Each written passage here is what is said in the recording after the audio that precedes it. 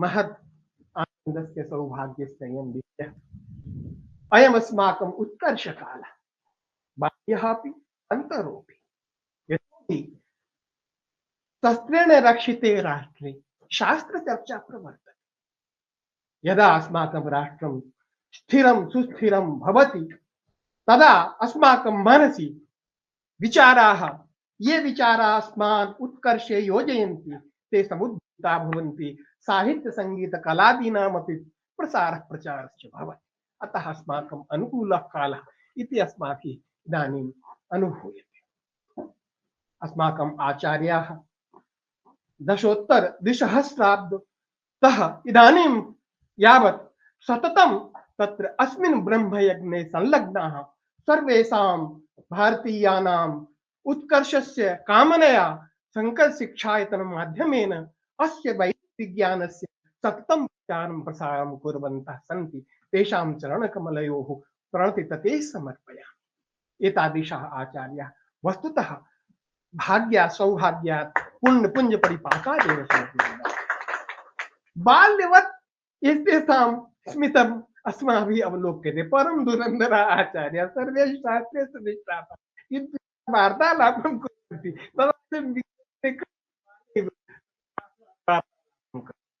अतः श्रुतिः वदति बाल्यवत् विज्ञानस्य अस्माकं पतनकारणं भवति।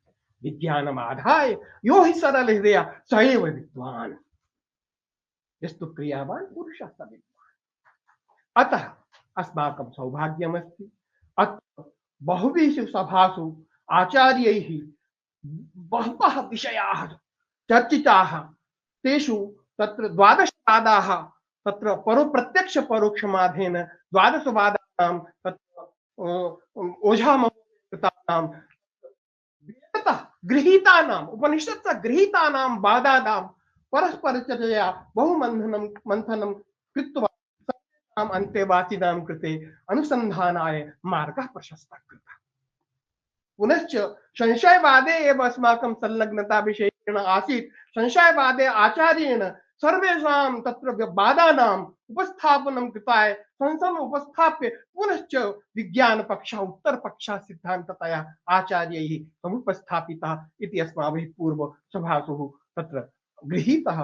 पुनश्च तेन ग्रहणेन अस्माकं कियान् उपकारः सञ्जातः इति अस्माभिः शक्तिः वक्तुं न शक्यते। तादृशाः एव आचार्याः एतादृशं ग्रन्थरत्नं विरचयामासुः। इन्द्रविजयम्।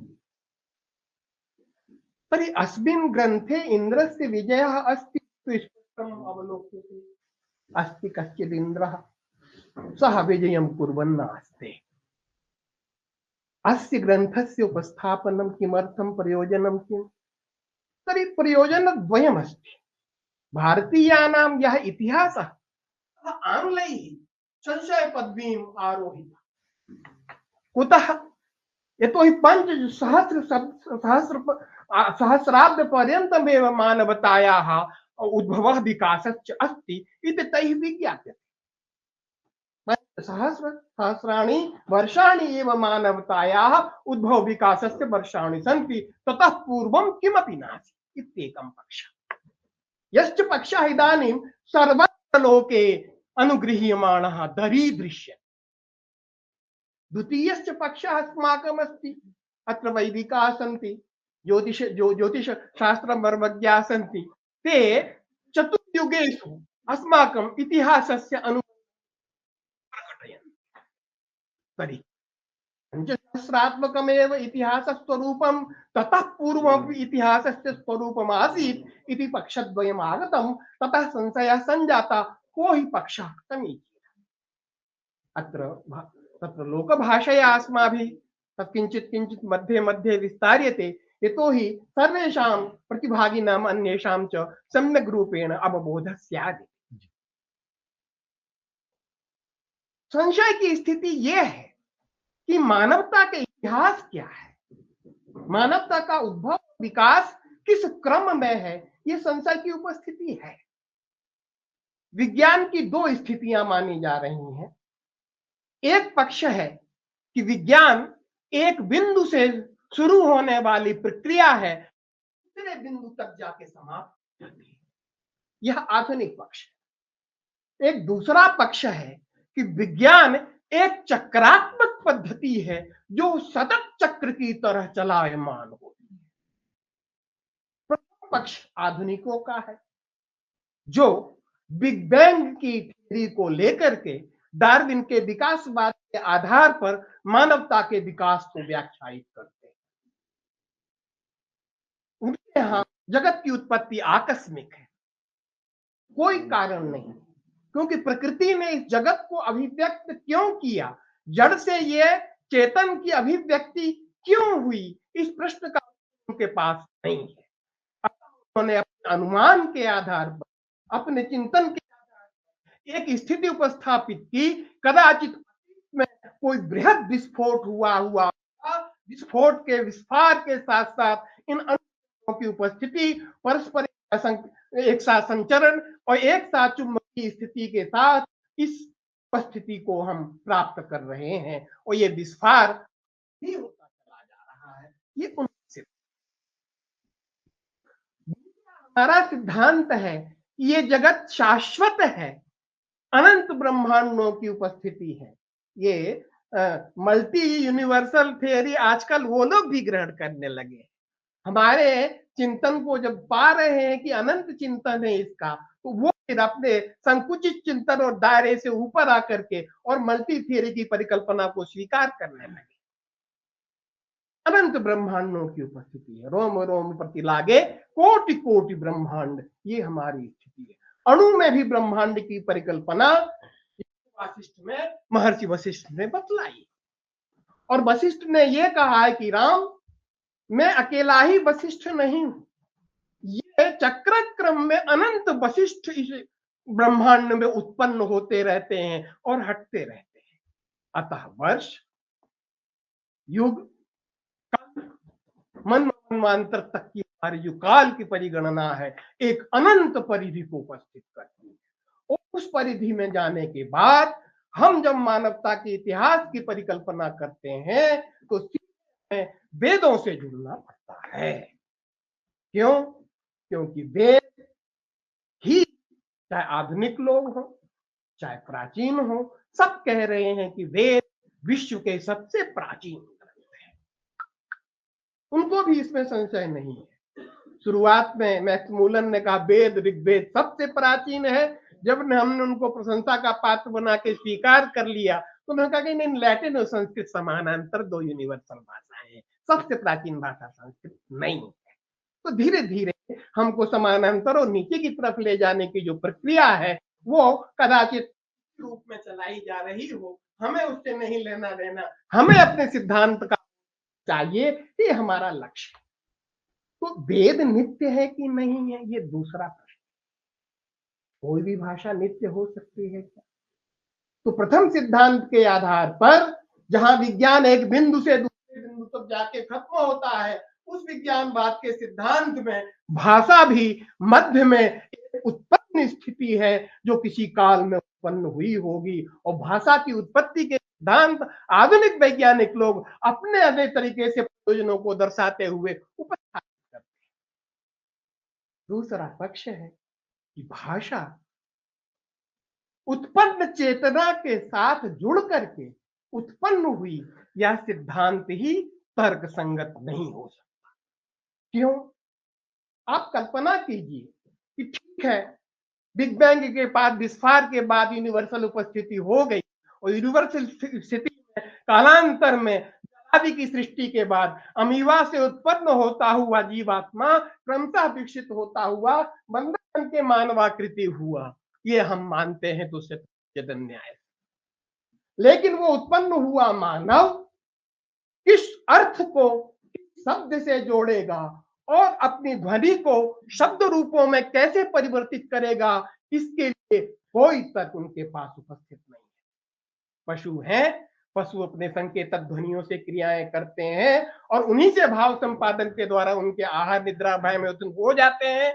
मनुष्य भी अगर पशु है तो उसके भी आहार निद्रा भय मैथुन संकेतों के द्वारा हो जाएंगे। भाषा की उत्पत्ति के लिए उसके पास कोई प्रयोजन नहीं है। अतः भाषा उत्पन्न की मानव ने, ये बिल्कुल तर्क रहित सिद्धांत है। घड़ा बना, क्यों बना घड़ा? घड़ा है, ये घड़ा शब्द से इसे बोला जाना चाहिए, ये किसने प्रथम व्यक्ति ने निर्धारित किया?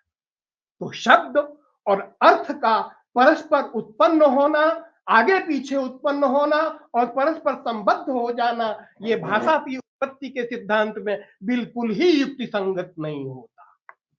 इसलिए हमारे आचार्य में परम मीमांसक बगल में बैठे हैं, ये कहते हैं न कदाचित अनिदृशम जगत, ये जगत कभी उत्पन्न ही नहीं हुआ, ये ऐसा ही है।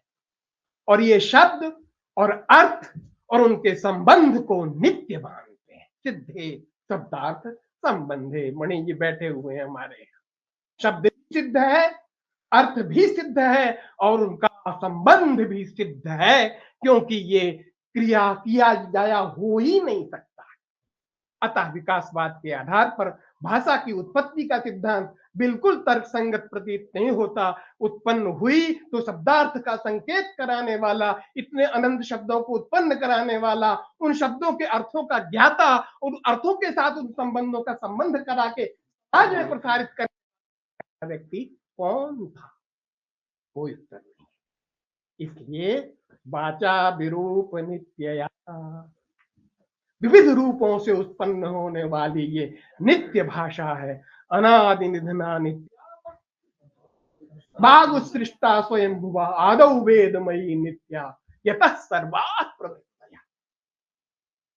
अनादि निधना, इसका आदि भी नहीं है और इसका निधन भी नहीं। अनंता वही वेदा, एकांश हमारे पास है, उसी को लेकर के हम अनंत विज्ञान की कल्पनाओं में लगे हुए हैं। इसके और अंदर में कितना अंतर्निहित है हम देखें।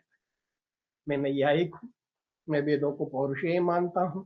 ईश्वर कृत है वेद, क्यों? क्योंकि मनुष्य कृत हो ही नहीं सकते हैं। ईश्वर के अतिरिक्त स्वतः सिद्ध वेद है, ये भी सिद्धांततः स्वीकृत नहीं किया जा सकता, क्योंकि जब आनपूर्वी है, वो आनपूर्वी को कंठत्वाला विघात से ही उच्चारित किया जा सकता है। वर्णों का उच्चारण करने के लिए बाह्य प्रयत्न और आभ्यंतर प्रयत्न आवश्यक है। जब कोई है ही नहीं उच्चारण, ये आनपूर्वी रूप मंत्रात्मिका भाषा कहां से अकस्मात उद्भूत हो गई, ये प्रश्न भी उपस्थित होगा, जिसका हम उत्तर समाज के सामने नहीं दे सकते। हम अपने आप में आस्थावान है, वाचा विरूप नित्यया, वो उत्पन्न नहीं की गई है, ईश्वर ने उसे अभिव्यक्त किया है और ईश्वर की अभिव्यक्ति के साथ उसके पौरुषेयत्व को मानने में हमको कोई हानि नहीं है।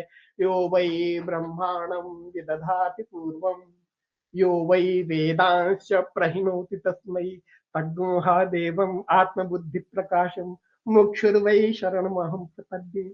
जिसने ब्रह्मा को बनाया, उसने सूर्या चंद्रमा उधाता यथा पूर्व कल्पेत के सिद्धांत के अनुसार पूर्व कल्प की यथानुपूर्वी जो वेद श्रुति है, जो अपने नित्य विज्ञान में उसने स्थापित कर रखी थी, उसने अपने नित्य विज्ञान से उसकी पुनर्अभिव्यक्ति करके उत्पन्न अन्य आगे वाले चेतन को संक्रमित किया, बनाया नहीं। प्रहिणोति संक्रामयति केवल, तो ये नित्य सिद्ध भाषा है और इस नित्य सिद्ध भाषा की उपस्थिति अर्थों के साथ जुड़ी हुई है, हमें मिली है और सारा जगत उसमें अनुसंधान में रत है। ये सिद्धांत बिल्कुल स्थित हो जाता है। अब प्रश्न आता है, ये नित्य है, अनादि है, तो इसमें इस धरती के उपाख्यान, उपक्रम, ऐतिहासिक संग्राम आदि का वर्णन अगर हुआ है, तो संग्राम होने पर संग्राम का वर्णन होता है। वस्तु है तो उसके लिए शब्दों की संरचना होती है। और ये देवासुर संग्राम अगर मध्य मध्य में हुआ, वह देवासुर संग्राम अगर वर्णित है वेदों में, तो वेदों की नित्यता व्याहत होती है, क्योंकि जब जो है अनित्य पदार्थ उत्पन्न हुआ और अनित्य पदार्थ को किसी व्यक्ति ने अभिव्यक्त किया, तो फिर वो अभिव्यक्ति तो जन्य हुई और जन्य हुई तो जन्य होने के कारण वो नित्य नहीं हो सकती। इसलिए वेद ब्राह्मणों ने रच लिए, वेद ब्राह्मणों की परिकल्पना मात्र है, वेद गडेरियों के गीत हैं। डिस्कवरी ऑफ इंडिया में किसी महापुरुष ने लिख दिया, जैसे पाश्चात्य संस्कृति में बाइबिल इत्यादि वो भेड़ चराने वाले लोगों ने कुछ पढ़े, उनको अनुबंध लिया, वही परिकल्पना यहाँ भी ला दी गई कि कुछ थे आदि मानव, गाय चराते थे और प्रकृति को देख देख करके और आत्मा जगत सुखश्चे इत्यादि करके बोलने लगे। लेकिन हमने पहले ही कह दिया कि शब्द की सृष्टि नहीं हो सकती, तो शब्द की सृष्टि के न होने के कारण स्वतः सिद्ध भाव से उसने प्राकृतिक संरचनाओं का वर्णन किया, ये तर्क संगत नहीं हो सकता। अतः अनादि नित्य सिद्ध वस्तु है, ये हमें स्वीकार करना। अब इसकी ऐतिहासिकता और वैज्ञानिकता दोनों पक्षों को हमको जानना है। इसके लिए आचार्य मधुसूदन ओझा ने इंद्र विजय नाम के इस ग्रंथ का प्रणयन किया, जिसमें भारत की वेद कल्पित ऐतिहासिकता को निरूपित और सत्यापित किया है, और दूसरे नंबर पर इसकी वैज्ञानिकता को भी परिपुष्ट किया है। अतः वेद केवल वैज्ञानिक है, वेदों में केवल प्रकृति के तत्वों का वर्णन किया गया है कुछ मनीषियों के द्वारा, ऋषियों के द्वारा, उसमें ऐतिहासिकता नहीं हो सकती है। ये पक्ष जो उपस्थित थे, उन पक्षों का वारण करने के लिए आचार्य को ये संकलनात्मक उपस्थिति उपस्थित करनी पड़ी, जिसमें उन्होंने दोनों ही पक्षों को सत्यापित किया है। 5 भागों में विभक्त है ये ग्रंथ। प्रथम आप लोगों ने पढ़ा होगा भारत नामक, भारतवर्षीय उपाख्यानम इसका अपर नाम है, भारतवर्ष के संपूर्ण स्वरूप का उपस्थापन। तो पहले भारत का नाम, भारत की सीमा रेखाएं, भारत की भाषा, भारत की लिपि, भारत की सभ्यता, भारत का धर्म, इन सब के लिए उन्होंने बहुत से प्रमाण देते हुए और समग्र का उपस्थापन किया है। तो नाम कहां से आया? भारत।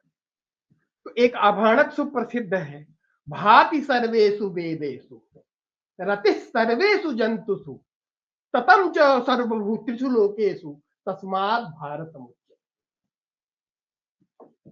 सर्वेषु भेदेषु यह भाति प्रकाशितो भवति, पुनश्च स्वभावनया उत्पन्नान सर्वान् जंतून् अभिभावयति।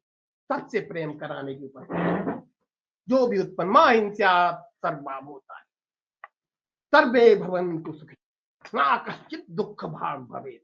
केवल मानवता नहीं, जीवात्मा मात्र। चींटी को हमारी माताएं जब चीनी डालती हैं तो उस धर्म को हम कहते हैं ये पारमार्थिक धर्म है, ये कोई रूढ़ ही नहीं है, क्योंकि चींटी के अंदर जो चैतन्य है वो परमात्मा है, और चींटी को चीनी मिलने से जो आनंद उत्पन्न होगा वो आनंद कई गुणित होकर के मेरे हृदय में भी उत्पन्न होगा।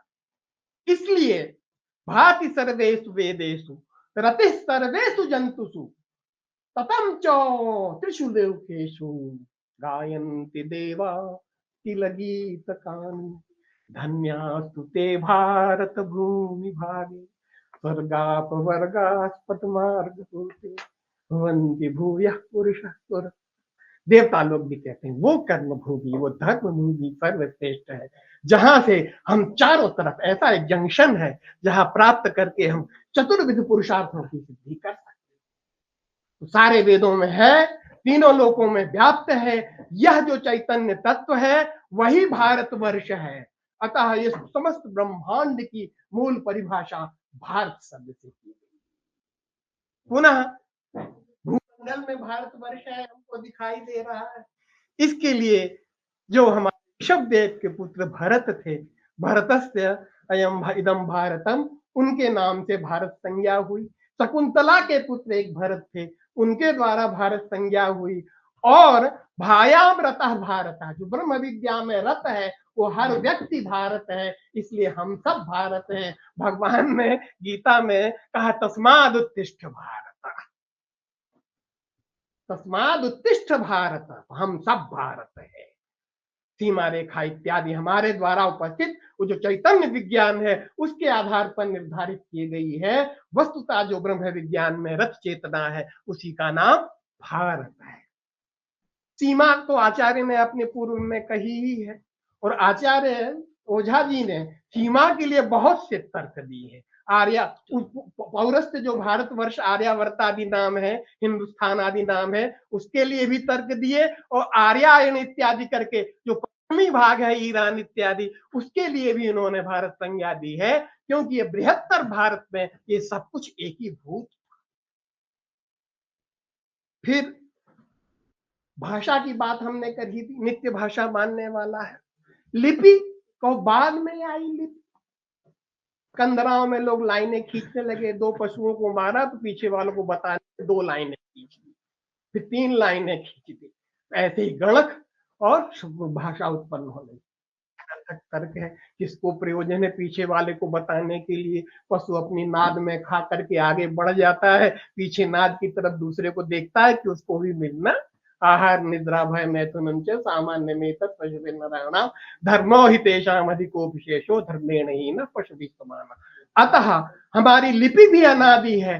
क्यों? क्योंकि कहा गया तत्व पश्यति इत्यादि मंत्र में भाषा अपने को अनावृत करती है, और हम चक्षुओं से भाषा हैं, तो ध्वनि को तो श्रवणों से सुनते हैं, चक्षु से भाषा किस रूप में देखते हैं हम, तो वर्ण लिपि रूप में ही देखते हैं। अतः वर्ण लिपि भी अनादि ही है। फिर विद्या, विद्या के प्रकाश के लिए आचार्य ने निगमागम दोनों प्रकार की विद्याओं को प्रकाशित किया। निगम की 18 विद्याएं और आगम की 120 विद्याओं को आचार्य ने इस ग्रंथ में बड़े विस्तृत रूप में प्रकाशित किया है। निगम की विद्याएं तो हम पढ़ते ही रहते हैं, अच्छा खत्म करते। आगम की विद्याओं को उन्होंने विस्तृत सचित्रित करके, वो समग्र सिद्धियां जो अतीत की हमारी थी, उन सिद्धियों को कैसे प्राप्त किया जा सकता है उसका पूर्ण निर्देशन किया है। नालंदा इत्यादि यूनिवर्सिटियों के जल जाने के कारण हमारी पांडुलिपियां जो समाप्त हो गई, वो आगम की जो विद्या थी, जो भौतिक स्तर पर हमारे उस यंत्र मंत्र विज्ञान को उपस्थापित करती थी, यान विज्ञान को, पुष्पकामानों की विद्या जो थी, और तमाम जो रहस्य थे, जो है जो औषधियों को, औषधि विज्ञान को लेकर के दीर्घ जीविता का जो विज्ञान था, मणिया रत्न इत्यादि जो अनंत नवनिधियां अष्ट सिद्धियां, इनका वर्णन पूर्ण रूप में आचार्य ने किया है। तो अब हम आते हैं कि इंद्र विजय क्या चीज है। इंद्र क्या है? इंद्रो माया विपुरूप ईयते, पहला मंत्र इंद्र शब्द का। इंद्र चैतन्यम अधिष्ठान चैतन्यम स्वमाया भी शक्ति भी पूर्व रूप ईयते, नाना रूप से वही उत्पन्न हो रहा है। रूपम रूपम प्रतिरूप। दूसरा, केनोपनिषद में अंत में आया है कि देवता अपने विजय से जब उद्धत हो गए तो वो उनके सामने एक यक्ष प्रकट हुआ। अग्नि गया, कौन हो तुम? अग्नि हूं, क्या कर सकते हो? जला सकता हूँ। तृण रखा, अग्नि ने नहीं जला पाया, वायु ने उसको नहीं उड़ा पाया, जल ने उसको नहीं बहा पाया। अंत में इंद्र पहुंचे तो प्रत्यक्ष से वो यक्ष गायब हो गया, भगवान शिव जी थे। बाद में गौरी जी ने बतलाया कि यही था, इसी से तुम लोग जीत रहे थे। तो मूल चैतन्य जो है वही इंद्र है। देव और जो देवता है, देवताओं का अधिपति, वही इंद्र दर्शन करने गया था। उसने प्रत्यक्षतः उस चैतन्य को देखा, इसलिए इदम आत्मत्वेन सर्वम दृश्यम दृष्टवान इति इदंद्र, मूल शब्द है इदंद्र, और परोक्ष प्रिया ही देवा इदंद्रो भूत्वा इंद्रमिति आचक्षते। अतः वह देवता, देवता भी इंद्र है। दूसरी, इंद्रियों का अधिष्ठात्री देवता कहे गए हैं, जिसमें चक्षुरादि इंद्रियों के देवता वेदांत सिद्धांत को जानने वाले जानते हैं, वहां बाहु का अधिष्ठात्री देवता इंद्र है। अतः हमारे अंतर में भी इंद्र है। और इस सिद्धांत को उपस्थापित करने के लिए उन्होंने त्रिलोकी की कल्पना की है। दैव त्रिलोकी, भौम त्रिलोकी और आध्यात्मिक त्रिलोकी।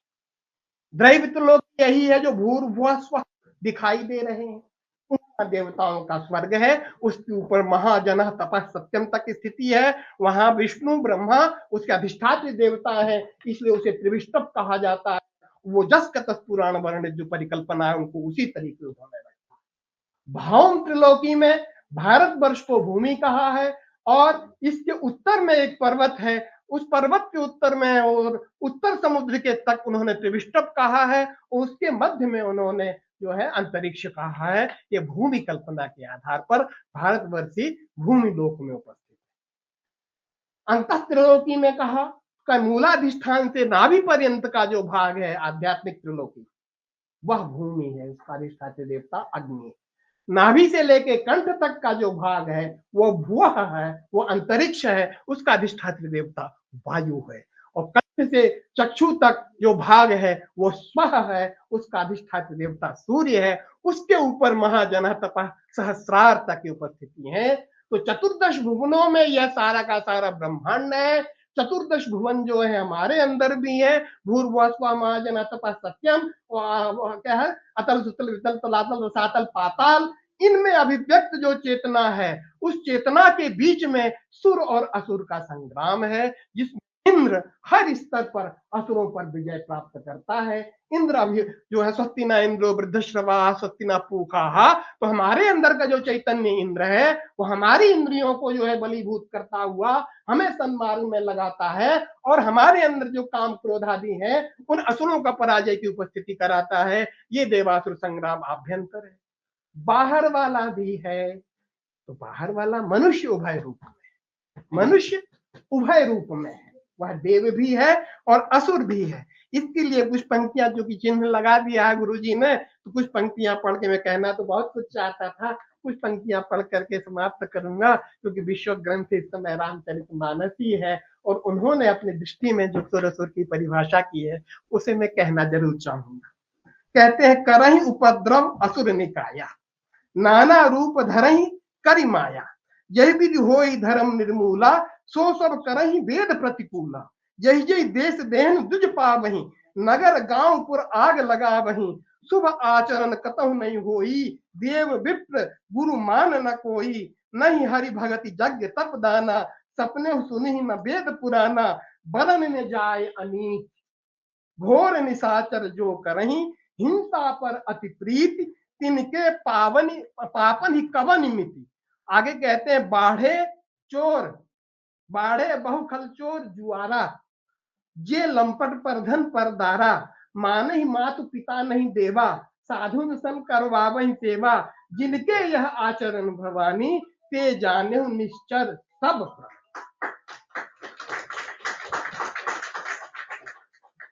तो मनुष्य में सुर असुर दोनों भाव है। असुसु प्राणेषु रमन्ते असुरा, जो प्राणों को भोग वृत्ति में लगा करके और लगातार हिंसा में प्रवृत्त है, वो असुर है। और जो सुष्ठु आत्मनिरमन्ते सुराः, जो उन्हीं प्राणों के बल को लेकर के योग विज्ञान के द्वारा आत्मा को जानते हैं, वो सुर है। हम आपके बीच में दोनों भाव हैं, और लोक में वो युद्ध इंद्र राजा के रूप में जीतता है। ये आचार्य ने कहा है, लोक में वह इंद्र राजा ही है, क्योंकि इंद्र को ही लोक में राजा के रूप में प्रतिष्ठित किया है। अतः यह जो उपस्थिति है, यह पूर्व काल से देव और मनुष्यों का संबद्ध स्वरूप उपस्थित है। सहयज्ञा प्रजा सृष्ट्वा पुरोवाच प्रजापति, अनेन प्रसविष्यध्वम एष वोस्तुष्ट कामधु, देवान् भावयतानेन देवा भावयन्तु वः, परस्परम भावयन्तः श्रेयः परमवाप्यः। तो ये केवल सृष्टि ही नहीं, देव सृष्टि एक साथ जुड़ी हुई है, और यज्ञ उसका मूल है। एवं बहुविधा यज्ञा, क्या है, ब्रह्मार्पण ब्रह्मवीर वितता ब्रह्मणो मुखे, यज्ञो वै विष्णु यज्ञो वै प्रजापति यज्ञो वै श्रेष्ठतमम कर्म। यज्ञात्मक पूरी सृष्टि है, यज्ञ ही धर्म है, और यज्ञ की प्रतिष्ठापना के साथ पूरा यूनिवर्स, पूरा जो है जगत आनंद में उच्छलित तरंगों में होता है, क्योंकि औषधियों की पुष्टि होने से सारे पदार्थ हमारे पास रहते हैं, धर्मार्थ काम मोक्ष की उपस्थिति होती है। अतः जो हमारी सृष्टि प्रक्रिया है, तस्मात् वायु तस्मादात्मनः आकाशः संभूता, आकाशात् वायु वायुरग्निरग्निरापः रज्ञा पृथ्वी पृथिव्याम औषधया औषधुभ्यो अन्नम अन्नात् पुरुषः। ये परम विज्ञान की उपस्थिति है। इस विज्ञान के आधार पर भारत का इतिहास बहुत अतीत के साथ जुड़ा हुआ है, और वर्तमान के साथ भविष्य, इस इतिहास को जोड़ करके अगर हम नई पीढ़ी को ज्ञान विज्ञान देंगे, तो सर्वलोक में सर्वविध कल्याण और आनंद का प्रसार होगा। यही इस ग्रंथ के निर्माण का प्रयोजन है। जो कुछ मैंने थोड़ा कुछ जाना, उसको मैंने आपके सामने उपस्थित किया।